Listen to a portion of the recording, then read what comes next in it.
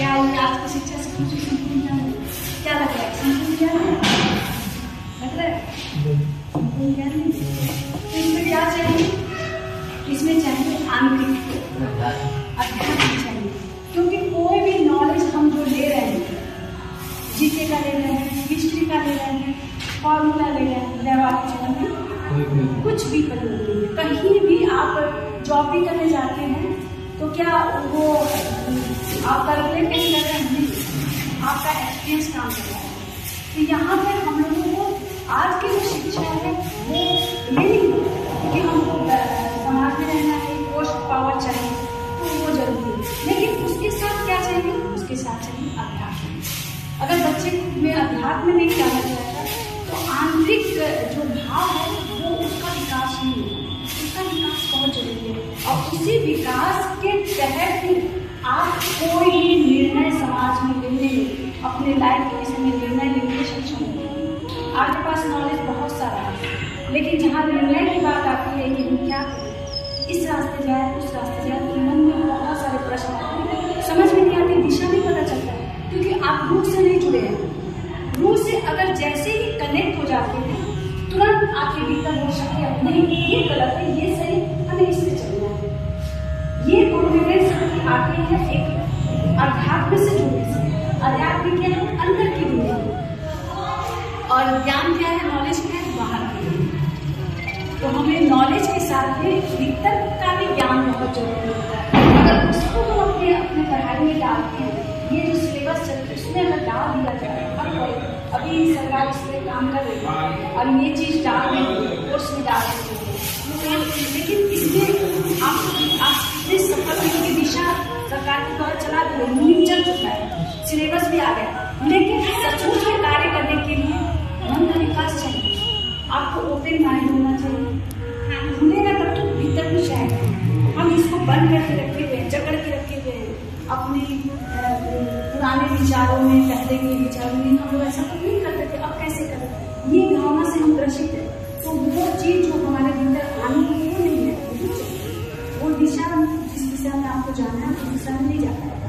तो मन को भीतर की दिशा में ले जाने के लिए आपके पढ़ाई के साथ में अध्यात्म शक्ति जुड़नी चाहिए, अध्यात्म का नॉलेज जब होना चाहिए। तो ये अगर जुड़ जाएगा तो आप धीरे धीरे धीरे धीरे सही दिशा में जाएंगे, और निर्णय लेने में आपकी कैपेसिटी बढ़ जाएगी। आप जो ज्ञान आपके पास है आपको फील होगा, नहीं मेरे पास जो नॉलेज है परफेक्ट, ये संपूर्ण है, ये पूर्ण है। आपके भीतर ये फीलिंग आने लगेगी। ये फीलिंग कब आती है? जब आपके भीतर के मन का दरवाजा खुलता है, क्योंकि मन का दरवाजा खुलता है ना, तो भले ही इतना सही नॉलेज है, वो कब हट जाएगा आपको पता नहीं चलेगा। एक छोटी सी घटना मैं बताती हूँ। आप लोग सुने होंगे हमारे रामायण का निर्माण कौन किए थे? महर्षि वाल्मीकि। उसके पहले वो क्या थे? डाकू थे। एक डाकू जो स्कूल नहीं गया, कॉलेज नहीं गया, कहीं नहीं गया, एक कभी कलम भी नहीं उठाया, उसको कोई शिक्षा देने वाला नहीं था। वो जब से उसका जीवन काल शुरू हुआ, वो खाली मार काट नहीं सकती। उनका विवाह हुआ, विवाह होने के बाद अपने घर का पालन पोषण के लिए डकैती करते थे, जंगल में छिप करके लोग आते थे और उस जगह भी धन देखते थे, गहना देखते थे, मार के उसको हत्या करके उसका गहना ले लेके उससे उनकी गृहस्थी चलती थी। ये व्यक्तित्व एक व्यक्ति का जो डाकू डकैती कर रहा था। अचानक उसी जंगल में नारद मुनि आए। नारद मुनि आए तो उनके हाथ में तो कुछ नहीं था, कमंडल था, और वो तांबूरा लेकर के नारायण नारायण का रट लगा रखे थे। तो वो उनको पकड़ लिए, बोले कि जो है सो दो। तो बोले मैं तो नारायण हूँ, तो मेरे पास क्या दूंगा? तो बोले कि जो तुम्हारे पास है गले में है वो दे दो, जो हाथ में वो दे दो, उसमें कुछ तो है ताकत, जादू का कुछ है, उसको चाहिए। तो बोले कि ठीक है मैं सब तुमको दे दूंगा, लेकिन तुम जो जिस चीज के लिए कर रहे हो, परिवार के लिए कर रहे हो, जिसके लिए कर रहे हो, अपनी पत्नी से अपने बच्चे से पूछ के आओ कि ये जो काम कर रहे हो तुम क्या करें, लोगों की हत्या करें, उससे उसका जो पाप होगा उसका फल भोगेंगे आपकी पत्नी, आपके बच्चे तुम्हारा उसको बांटेंगे। तो बोले कि हाँ कैसे नहीं बांटे, उसी के लिए तो कर रहा हूँ। तो ठीक है कुछ करा, तो नहीं मैं कुछ नहीं जाऊँगा, तो कहाँ जाओगे? तो तो बोले कि नहीं मैं भागूंगा नहीं, तो मुझको यहाँ पे पेड़ में बांधो। तो उसको पेड़ में बांध करके रखना पड़ता है। घर के बच्चे से पूछे, पत्नी से पूछे, तो नहीं, आपका दायित्व है मेरा पालन पोषण करना, पिता का फर्ज है, पति का फर्ज है। हम आपके पाप को हम क्यों करेंगे, आप कहाँ से करेंगे, आपका है। तो उस समय उनको एक झटका लगा, तुरंत आए एकदम ग्लानि के साथ रास्ते भर। उनकी ग्लानि इतनी मतलब चरम सीमा पे थी कि उनके द्वारा जो किया हुआ पाप था, जो किए थे, वो पूरा उनकी आंखों के सामने, चलचित्र के सामने समाज चलना शुरू हो गया कि मैंने उसकी हत्या की, उसकी हत्या की, कितने लोग, सब पाप उनके सामने चलना शुरू किया। जैसे जो आए इनके नारद मुनि के पास में, तुरंत उनके पैर पे गिरते हैं, बोलते हैं कि भगवान मुझे रास्ता बताइए, क्योंकि मैंने तो बहुत पाप किया। क्योंकि वो दिख चुका था ऑलरेडी, उनको दिख चुका था कि जिसके लिए किया वही बोला है कि मैं तुम्हारा साथी नहीं होगा, तुम्हारा पाप को हिस्सा नहीं होगा। तो वो जैसे ही वो उनके पैर पे गिरे तो बोले कि मैं तो नारायण भक्त हूँ, मुझको ज्यादा कुछ नहीं आता है, मैं एक मंत्र देता हूँ, तो उस मंत्र का जाप करना, उससे तुम्हारे जो पाप होंगे उसकी मुक्ति मिलेगी। वो पाप की मुक्ति चाहते थे, तो पाप की मुक्ति के लिए उनको दे दिए राम शब्द दिए। अब राम को जपना शुरू किया। जब बोले कि इसके करने के पहले तुम नहा गा के साफ सुथरा हो गया, खून तुम्हारे शरीर में लगा हुआ है, जाके स्नान करके आओ, फिर बैठ करके यहाँ पे सिलाकर ध्यान साधना करना और जाप करना। मैं नहा करके आया तब तक ये अंदर ध्यान हो गया, आ रहा है तो याद नहीं आ रहा है कि क्या मंत्र कुछ तो दिए थे, कुछ शब्द दिए थे, करते करते जोड़ दिए थे, तो उनको याद नहीं आ रहा मरा, क्योंकि वो जीवन भर मारे तो मरा शब्द याद, लेकिन उनको क्या मालूम था यही नाम उनकी मुक्ति का कारण है और उसके पाप को क्षय करेगा। अब बैठ करके आपको मरा मरा मरा मरा करते गए, मरा भाव से ही था, शब्द गलत थे, भाव सही होने के कारण क्या हुआ, मरा राम में कन्वर्ट हो गया और इनकी मुक्ति हुई। शब्द गलत थे, भाव सही होने के कारण क्या हुआ, मरा राम में कन्वर्ट हो गया और इनकी मुक्ति हुई पापों से। और जैसे ही पाप से मुक्ति हुई, इनके अंतर का मन का दरवाजा खुला और बिना पढ़ाई किए सारा ज्ञान इतना समाहित हो गया।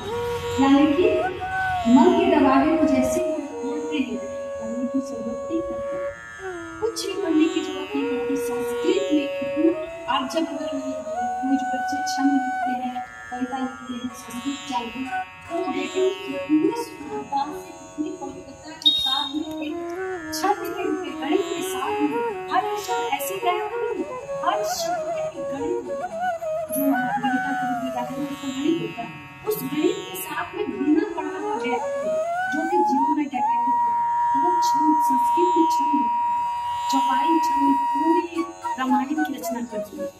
कहाँ से आएंगे नॉलेज? तो हर नॉलेज के साथ में भीतर का दरवाजा, अध्यात्म का ताला, जो भीतर का गेट जब खुल जाएगा तो नॉलेज अपने आप आने लगता है। आप जो बैठ के पढ़ाई करते घंटों पढ़ेंगे, समझ नहीं रहते क्या करें, कैसे पढ़े कि क्या, बहुत सारी समस्याएं होती, इतना बड़ा इतनी मुश्किल, कैसे पढ़े, कैसे पढ़े। लेकिन वो इजी कब हो जाता है जैसे आप अध्यात्म में प्रवेश करते हैं। जब आप अध्यात्म में प्रवेश करते हैं, अध्यात्म में ईश्वर से आपका कनेक्शन, ईश्वर से जैसे कनेक्शन होता है क्या होता है, ईश्वर की शक्ति आती है, वो रूहानी शक्ति आप में आ जाएगी और उस रूहानी की शक्ति, उस रूहानी शक्ति से आप कब आपका सारा विषय आपके भीतर आएगा। एक बार आप 15 मिनट करके देखिए, सब याद होगा। जो ध्यान पूजा करते हैं, मेडिटेशन करते हैं, मन को एकाग्र करते हैं, ये अपने आप को आने लगता है। तो हम लोग सोचते हैं कि अगर हम समझ पढ़ाई का क्या पूजा पाठ करें, क्या ध्यान करें, पूजा पाठ होता है। देखिए पूजा पाठ का भी दो एक होता है, एक होता है हम मंदिर जाए, मस्जिद जा रहे हैं, गुरुद्वारा जा रहे हैं, एक हो रहा है हम कहीं भी जा रहे हैं, हम भीतर जा रहे हैं। पूजा के अंदर हमें भीतर को जगाते हैं, भीतर का दरवाजा खोलना, मंदिर का, मस्जिद का, और बच्चों के लिए तो बहुत ज्यादा जरूरी है। इसलिए इसी टॉपिक को लेकर के हम लोग इस बार सेमिनार कर रहे हैं। एक दिवसीय सेमिनार है जिसमें हम लोग का टॉपिक है आज की शिक्षा प्रणाली क्या संपूर्ण ज्ञान है। इस टॉपिक के अंतर्गत आप लोग को अध्यात्म में डालना है, क्या अध्यात्म के बिना आपका ज्ञान संपूर्ण ज्ञान है?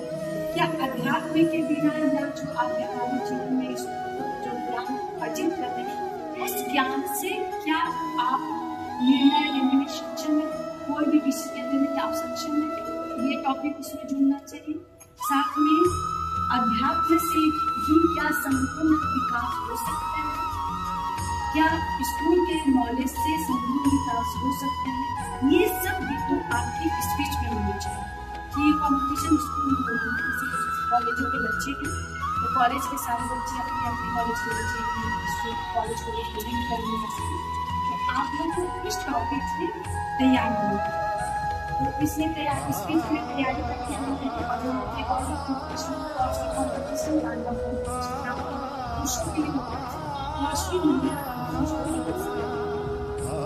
इसमें भाग लेना चाहते हैं दिक्कत कहीं नहीं है, सब कुछ उपलब्ध है। यूट्यूब पे आप जाएंगे तांडव नृत्य कॉम्पिटिशन व्यंजना आनंद सर्च करेंगे तो वहाँ पे आपको मैं ऑनलाइन जो क्लास करवाई हूँ तांडव ऑनलाइन भी है कॉम्पिटिशन हुआ है उसमें आपको दिख जाएगा। उसको आप देख करके उसको टच करके सीख करके वहाँ पे कॉम्पिटिशन में भाग ले सकते हैं। और कौशली नृत्य में भी आप सर्च करेंगे व्यंजना आनंद कौशली कॉम्पिटिशन तो आपको वहाँ पे दिखाई देगा सारे बच्चे करना या सिर्फ कौशली और व्यंजना आनंद भी देंगे। तो अभी रिसेंट में अभी कौशली दिवस बीता था तो उसमें मैं पूरा डिटेल कौशली के विषय में करने का तरीका खुद करके सिखा रही हूँ, प्रॉपर रूप से बता रही हूँ कि ऐसे जुड़े तो क्या फायदा हो रहा है, इसमें कौन कौन सा फायदा हो रहा है, कैसे भाव लेना है, टोटल उसमें बताया गया है। तो उसको भी देख करके आप सीख सकते हैं। क्योंकि अभी सिखाने का समय स्टार्टिंग बाकी है तो लेकिन मैं इसमें कंटिन्यू रहूँगी। सर से बात होगी, सर बोले आपको बुलाएंगे बहुत सारा रहमान सर बोले कि अविनाश